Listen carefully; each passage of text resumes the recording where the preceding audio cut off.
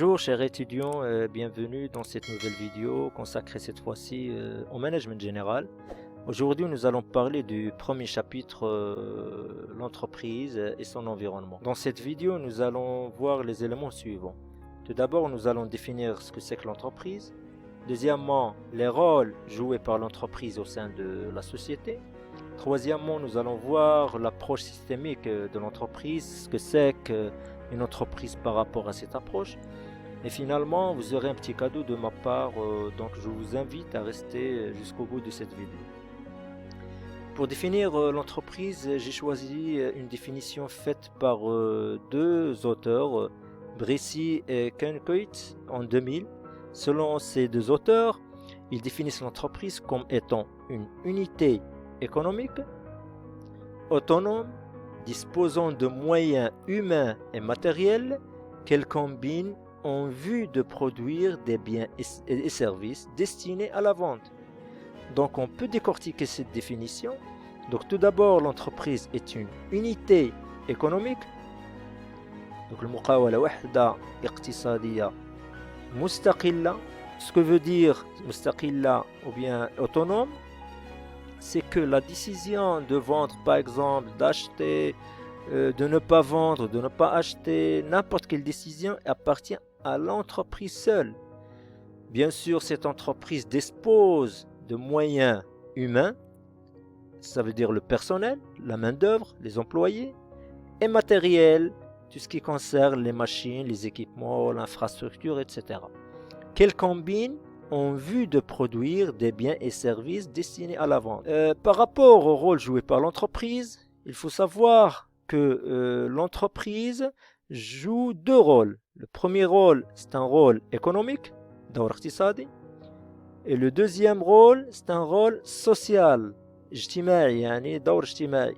En ce qui concerne le rôle économique, l'entreprise est considérée comme étant une unité de production et une unité de répartition. وحدة إنتاج, وحدة توزيع. Donc elle produit et répartit les richesses produites par cette entreprise. Et deuxièmement, il y a le rôle social, donc bien sûr vis-à-vis de son personnel et vis-à-vis de la société, ça veut dire le mujtama. On va voir tout ça en détail. Concernant le rôle économique, une entreprise est considérée comme une unité de production. Donc l'entreprise doit produire des biens et des services destinés à être vendus sur un marché en combinant des facteurs de production. Il faut retenir ce terme, facteur de production. عوامل الإنتاج. Donc, l'entreprise a pour objectif de produire des biens et des services. Bien sûr, pourquoi on produit? Pour vendre bien sûr ces produits sur un marché. Et comment on peut produire? Il faut combiner les facteurs de production. On va voir tout de suite les facteurs de production. Généralement, il y a le capital, symbolisé par K, et le travail, symbolisé par W, work, capital, work. Également, le marché est un lieu de rencontre de l'offre et la demande où se détermine le prix et la quantité échangées. Donc le marché, au sort, est un lieu de rencontre de l'offre et la demande où se détermine le prix et les quantités échangées. Donc, la demande et l'offre déterminent le prix avec lequel l'entreprise va vendre ses produits et services. On a parlé tout à l'heure des facteurs de production. Donc, les facteurs de production, ce sont les éléments nécessaires à la création des biens et services. Donc, pour pouvoir produire les biens et services, il nous faut du travail. Donc c'est la main-d'œuvre, c'est les heures de main-d'œuvre plus ou moins qualifiées, c'est le personnel. Nous avons besoin également des ressources naturelles, qui sont les matières premières. Et troisièmement, nous avons besoin du capital technique. Bien sûr, ce capital technique, رأس المال التقني, il peut être fixe ou circulant. On va voir ça par la suite. Donc, retenez les trois facteurs de production. Nous avons le travail, les ressources naturelles, la matière première, le capital technique. Donc pour schématiser cette conception de l'entreprise en tant qu'unité de production, nous avons les trois ressources ou bien les trois facteurs de production. Nous avons les ressources naturelles, le travail, le capital technique. Donc on va combiner, ça veut dire rassembler ces trois facteurs au sein de l'entreprise. Donc c'est un lieu de combinaison des facteurs, ce qui nous donne bien sûr des produits ou bien des biens et services qui seront destinés à la vente sur un marché bien déterminé. Par rapport à la deuxième conception qui est l'unité de répartition, وحدة توزيع ثروات. Donc c'est une unité de répartition des richesses. Donc l'entreprise doit créer des richesses sous forme de valeur ajoutée, قيمة مضافة, à répartir entre les différents participants à l'activité économique. Cette valeur ajoutée servira à rémunérer l'ensemble des agents économiques. Et nous allons voir qu'est-ce que c'est qu'agent économique. Donc, lorsque l'entreprise transforme une matière première en un produit fini, donc مادة أولية إلى منتوج نهائي, un produit fini, donc il y a de la valeur ajoutée. Donc il y a de la valeur ajoutée, قيمة مضافة. Cette valeur ajoutée, bien sûr, sera destinée à rémunérer les agents qui ont participé à cette valeur ajoutée, que ce soit le personnel, les prêteurs, on va voir ça tout de suite. Donc imaginez l'entreprise comme un arbre. Donc la valeur ajoutée par l'entreprise, il y a une partie qui est versée au personnel, donc sous forme de salaire, de primes, gratifications, aides sociaux, etc. Donc une partie de la valeur ajoutée sera donnée au personnel parce que tout simplement ce personnel a contribué à la création de cette valeur ajoutée. Deuxièmement, il faut qu'une partie de la valeur ajoutée sera octroyée, une partie bien sûr, à l'État par le biais des impôts, des taxes, des cotisations sociales, etc. Troisièmement, il ne faut pas oublier que cette entreprise appartient à des actionnaires. Donc les actionnaires attendent la fin de l'année pour avoir des dividendes, des bénéfices. Donc l'entreprise va distribuer également une part de la valeur ajoutée pour les actionnaires. Les prêteurs, il ne faut pas oublier les prêteurs. Qui sont les prêteurs? C'est les banques, généralement les banques ou bien les sociétés de financement. Donc l'entreprise, pour pouvoir produire, généralement elle recourt à ce qu'on appelle le financement. Ça veut dire les crédits. Donc l'entreprise, lorsqu'elle contracte un crédit auprès d'une banque, donc elle doit verser les intérêts. Donc ces intérêts sont une partie de la valeur ajoutée envoyée ou bien donnée aux prêteurs. Et finalement, il ne faut pas oublier l'entreprise. Pourquoi l'entreprise?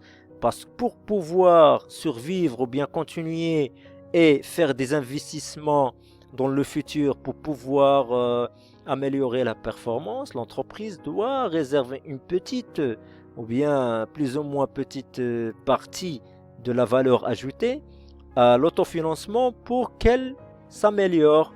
Donc vous voyez, donc il y a pratiquement 5 grands agents économiques. Donc c'est l'entreprise, c'est l'actionnaire, c'est l'État, c'est le personnel, c'est les prêteurs. Deuxièmement, il y a le rôle social joué par l'entreprise. الدور الاجتماعي الذي تلعبه القوالة.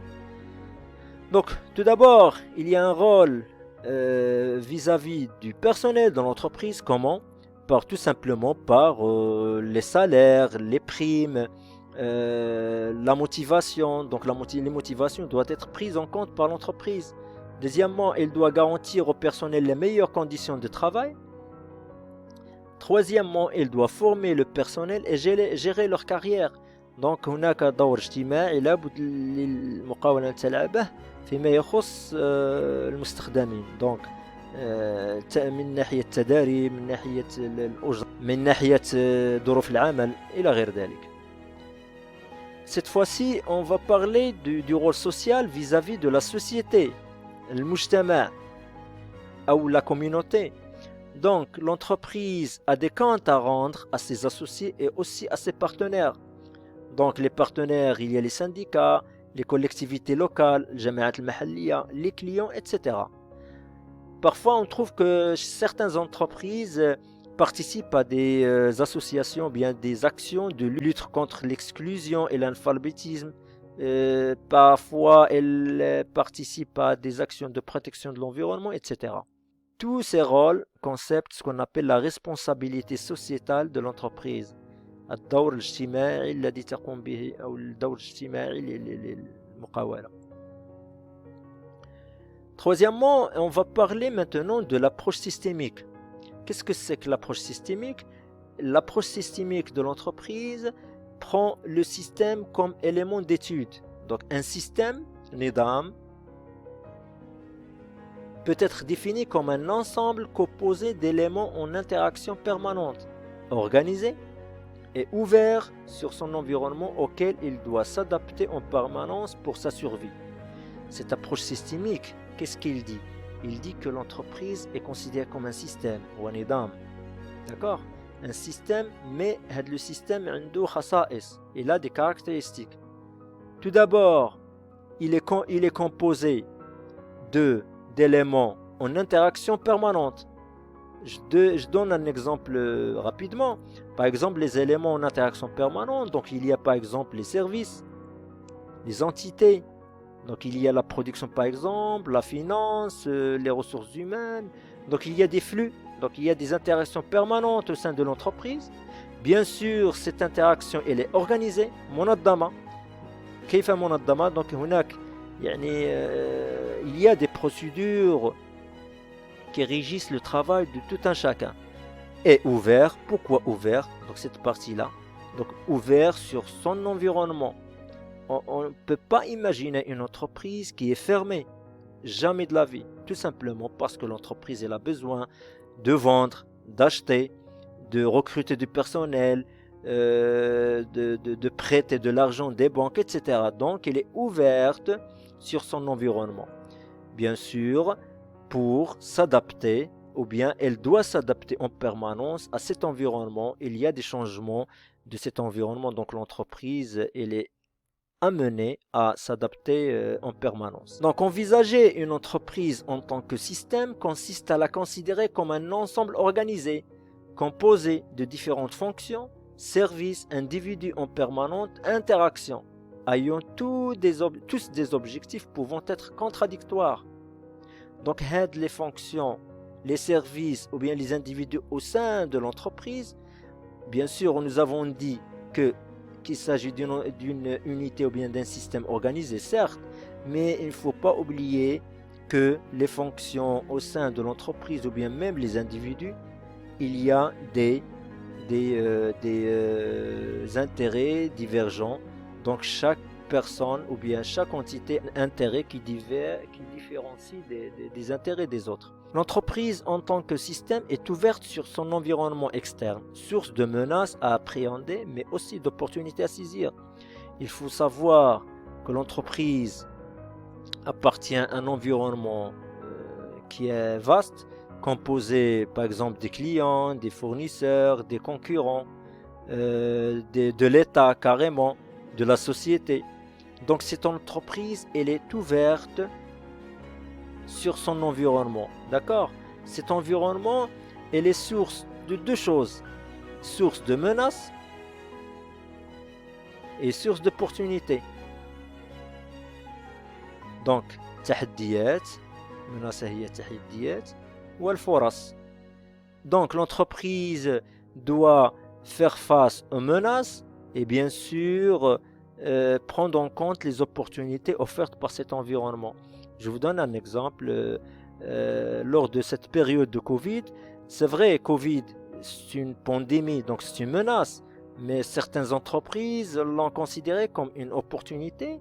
D'ailleurs, les entreprises de textile, ils ont pu changer carrément leur chaîne de production pour pouvoir vendre des masques et par conséquent de produire plus et de gagner beaucoup d'argent.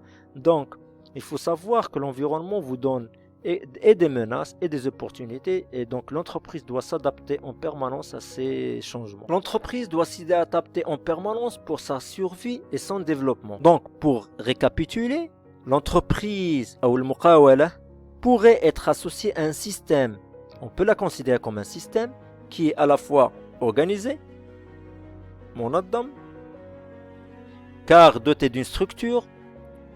Il y a une hiérarchie, il y a le directeur général, les divisions, les services, les sous-services, les entités, les sections, et ainsi de suite. Donc c'est un système qui est organisé.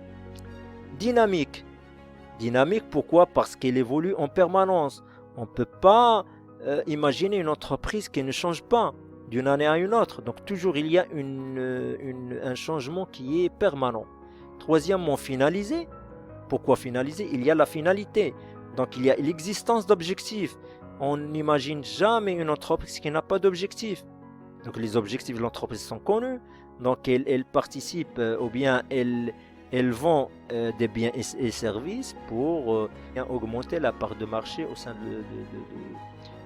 d'un secteur d'activité. Quatrièmement, c'est un système qui est ouvert, مفتوح. Donc l'entreprise est en relation avec son environnement. Toute entreprise, elle est ouverte à son environnement, ou bien sûr son environnement. Cinquièmement, elle est régulée. C'est un système qui est régulé. Pourquoi? Parce qu'il s'adapte en permanence pour atteindre ses objectifs. Donc toujours il y a la régulation. Sur ce se termine notre vidéo consacrée au premier chapitre, l'entreprise et son environnement. Bien sûr dans sa première partie. Dans la deuxième vidéo, nous allons voir l'organisation de l'entreprise, ça veut dire tandim l'idari li sharika. Donc on va parler des structures, des différents types de structures et l'environnement de l'entreprise. Comment il est constitué l'environnement, quels sont les types d'environnement de l'entreprise. Donc pour cela, je vous invite à vous abonner à notre chaîne Easy Training. Bien sûr, partagez, likez et n'oubliez pas d'activer les notifications pour avoir toujours du nouveau. Donc comme ça a été promis au début de cette vidéo, je mets à votre disposition un ensemble d'ouvrages qui concernent le management au sens général. Et bien sûr d'autres ouvrages. Si vous êtes intéressé, vous n'avez qu'à laisser votre adresse mail dans les commentaires.